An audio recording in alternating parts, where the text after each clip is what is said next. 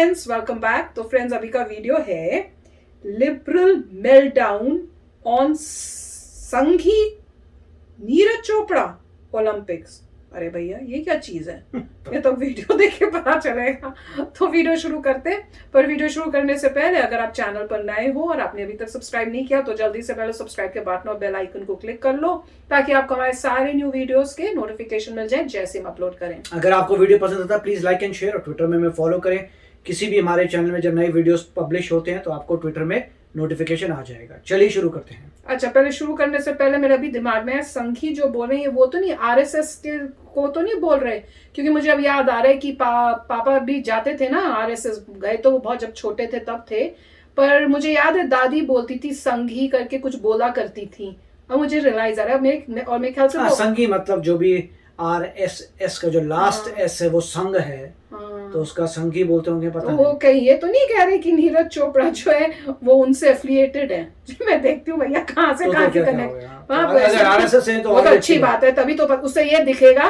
मैं तो ये कहूंगी अगर वो है कि अगर वो है तो उससे यही दिख रहा है कि उस एरिया से जो आ रहा है वो देखो कितना स्ट्रॉन्ग, कितना अच्छा है कि वो इंडिया के लिए पहला गोल्ड ओलंपिक्स लेके आया है। तो उससे इनको समझ आ जानी चाहिए कि कितना अच्छा है। अब पता नहीं मैं गलत ही ना सोच रही हूँ। तो चलो वीडियो शुरू करते। फॉक्स दिखाई है।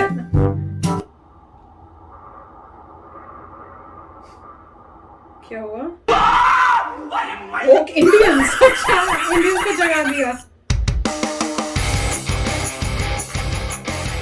हेलो, श्याम शर्मा शो के इस एपिसोड में आपका बहुत बहुत स्वागत है। मैं हूँ सेक्युलरिज्म का सीईओ श्याम शर्मा। आज मुझसे जुड़ने के लिए आपका बहुत बहुत धन्यवाद और आप सबको एक सेक्युलर प्रणाम। तो भाई, पिछले हफ्ते हमने देखा ही था कि मोदी जी ने राजीव गांधी खेल रत्न अवार्ड का नाम चेंज करके मेजर ध्यानचंद खेल रत्न अवार्ड रख दिया था। धीरज सिंह, ये जो एक हत्या हुई है गांव में, क्या मामला क्या है? आपके घर का मामला? और इस अवार्ड का नाम चेंज करने के एक दिन के अंदर इंडिया ने ओलंपिक्स में अपना पहला एथलेटिक्स का मेडल जीता, और वो भी गोल्ड मेडल। और उसके साथ साथ उसी दिन 2 और मेडल भी जीते। बताइए, इतनी जल्दी स्पोर्ट्स की हालत ठीक होने लगी इंडिया में। हम लोग को लगता था कि ये लोग पनौती हैं, लेकिन इनसे भी बड़े एक पनौती हैं देश में।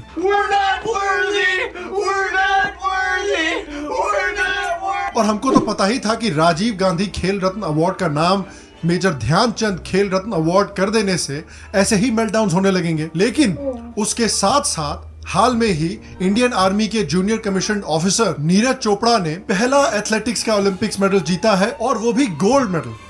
ये एक ऐसी उपलब्धि है, एक ऐसा अचीवमेंट है जो कि इंडिया के लेजेंडरी स्पोर्ट्स पर्संस जैसे पीटी उषा और मिल्खा सिंह भी अनफॉर्चुनेटली नहीं अचीव कर पाए थे। It was an amazing performance, और नीरज चोपड़ा का कॉन्फिडेंस यार देखने लायक था। गोल्ड मेडल जीतने के बाद पोडियम पर पहली पोजीशन पे खड़ा होना और खड़े होकर इंडिया का नेशनल एंथम सुनना,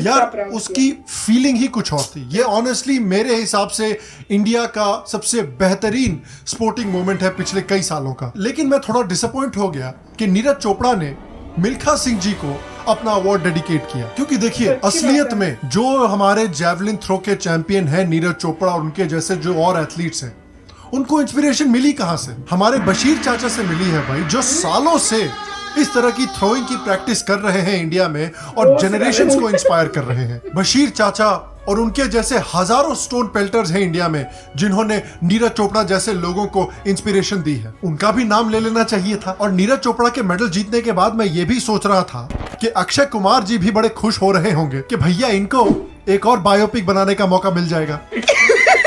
पैसा ही पैसा होगा। अब देखिए, पूरा देश भले ही खुश हो रहा हो, इस खुशी में डूबा हुआ हो, लेकिन कुछ लोगों को तो असली सवाल इस देश में पूछना जरूरी है ना।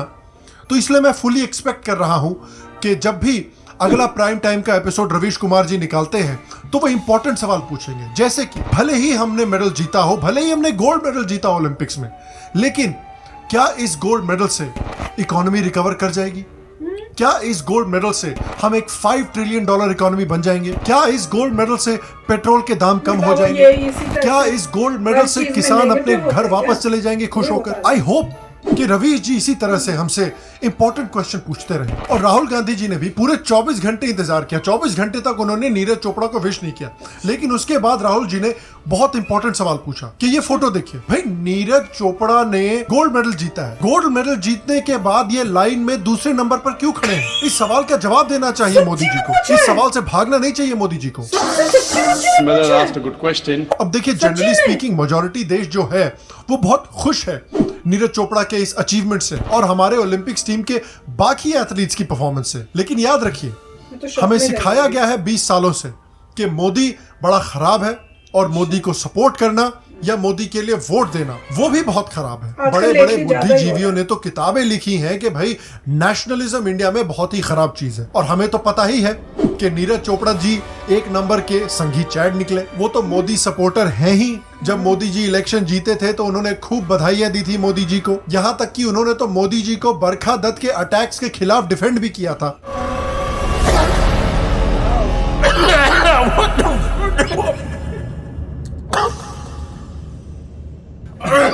Oh shit! और मैं ऑडियंस को यह भी याद दिलाना चाहता हूं कि नीरज चोपड़ा जी जो हैं वो आर्मी में जेसीओ हैं और वो राजपूताना राइफल्स के मेंबर हैं। तो जब ओलंपिक्स के बाद वो वापस जाकर राजपूताना राइफल्स को ज्वाइन करेंगे तो राजपूताना राइफल्स का वॉर क्राई क्या है ये भी याद करिए। राजपूताना राइफल्स और इसका वॉर क्राई है राजा रामचंद्र की जय। मैं अपने रांडीरों ने शुरू करता हूं। इस खबर को सुनकर जैसा कि आप सोच सकते हैं, बर्नौल के प्राइस में भी रातों रात काफी बड़ा उछाल आया है। और आपको वो लेडी तो याद ही होंगी ना, जिन्होंने भाई एक ट्वीट लिखा था कि भाई उनके दरवाजे पर जब कुछ लोग राम मंदिर के लिए चंदा मांगने के लिए आए थे तो वो इतना घबरा गई थी इस फैशिज्म को देख के कि वो 5 मिनट तक हिलती रही, शेकिंग फॉर 5 मिनट्स। अब आप समझिए कि क्या होगा जब लावण्या फ्रॉम साउथ दिल्ली को पता चलेगा कि भैया नीरज चोपड़ा तो संघी निकला।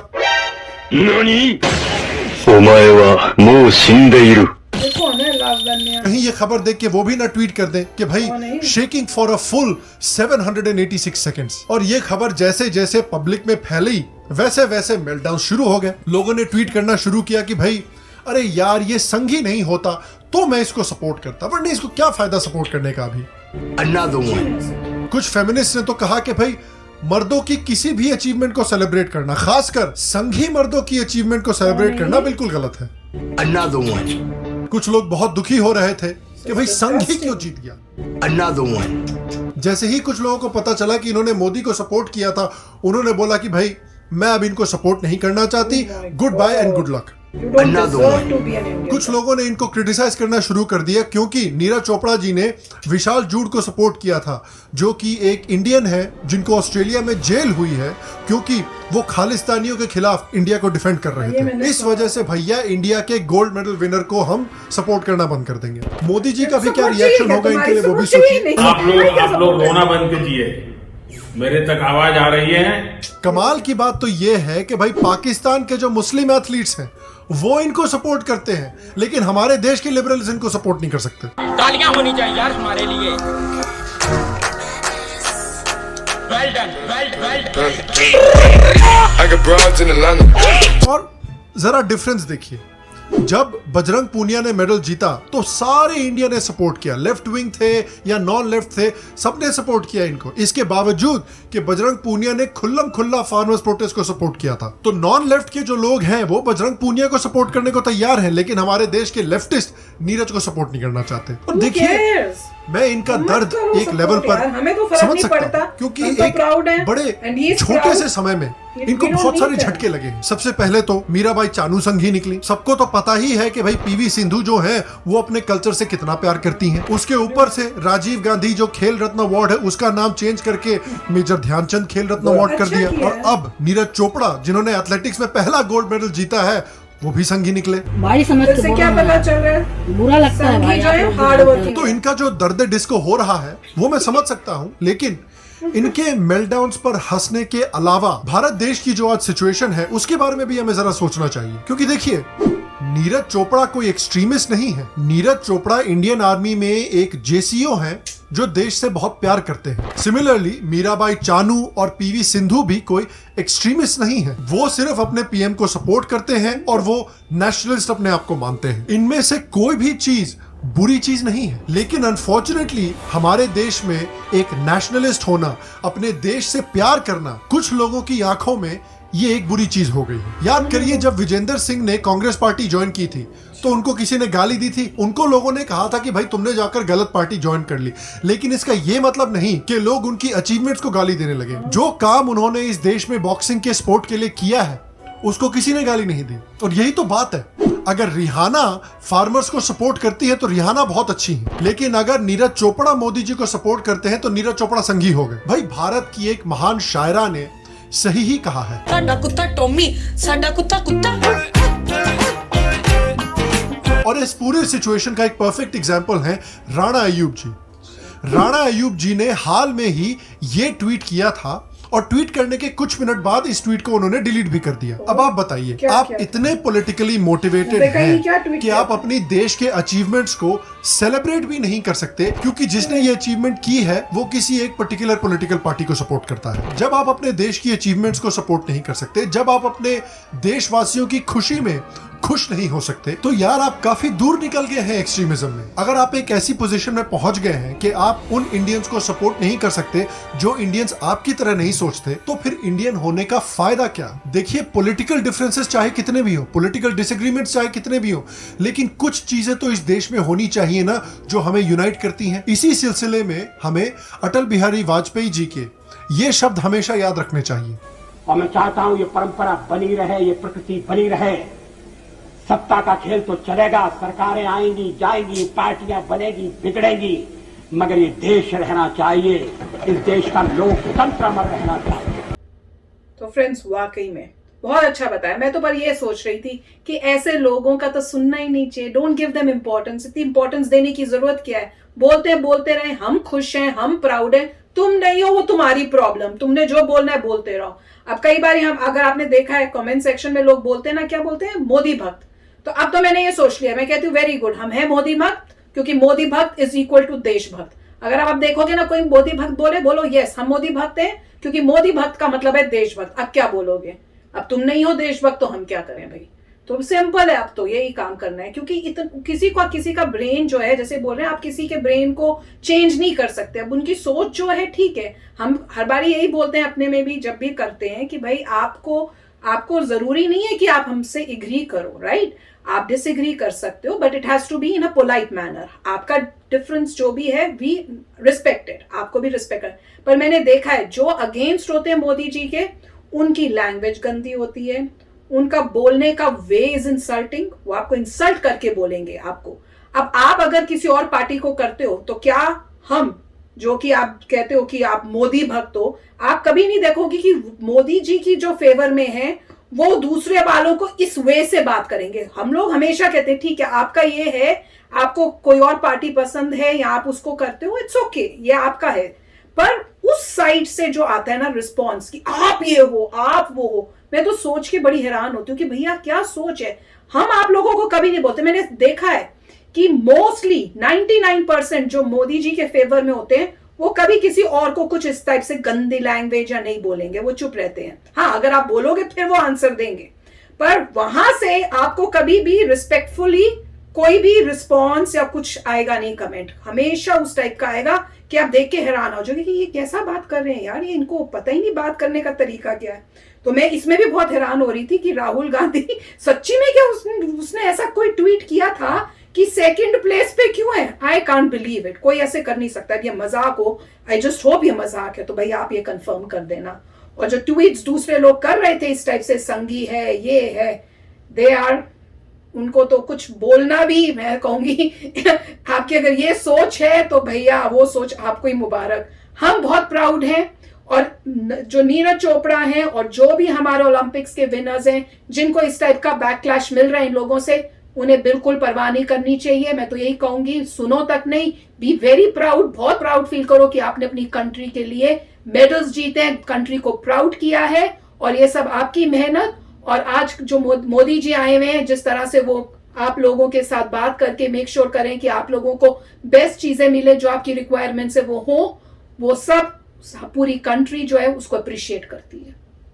राइट। अब इसमें पॉइंट यही है कि देखिए, अगर कोई भी इंसान अपने देश के लिए लड़ता है और अपने देश की प्रोग्रेस चाहता है, अगर उसे आप नेशनलिस्ट कहते हैं तो कोई बड़ी बात नहीं, ठीक है, अच्छी बात है।